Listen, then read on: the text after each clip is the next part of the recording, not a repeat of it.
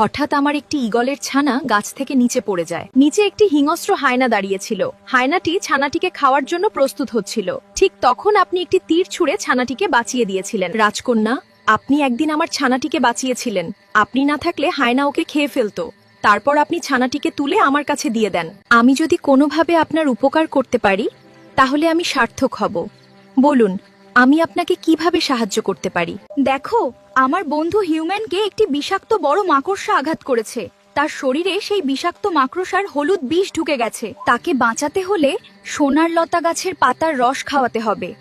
তুমি কি আমাদের সেই জঙ্গলে পৌঁছে দিতে পারবে? এ কি বলছেন রাজকন্যা? আমি আপনার কাছে ঋণী, কিন্তু ওই জঙ্গলে বিপদের কোনো শেষ নেই।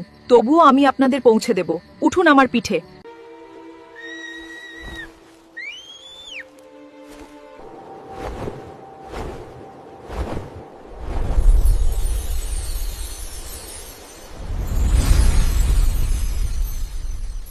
বন্ধুরা, পার্ট 20 দেখতে চাইলে লাইক ফলো করে কমেন্টে পার্ট 20 লিখুন, আর ভিডিওটি ভালো লাগলে অবশ্যই শেয়ার করে দিবেন।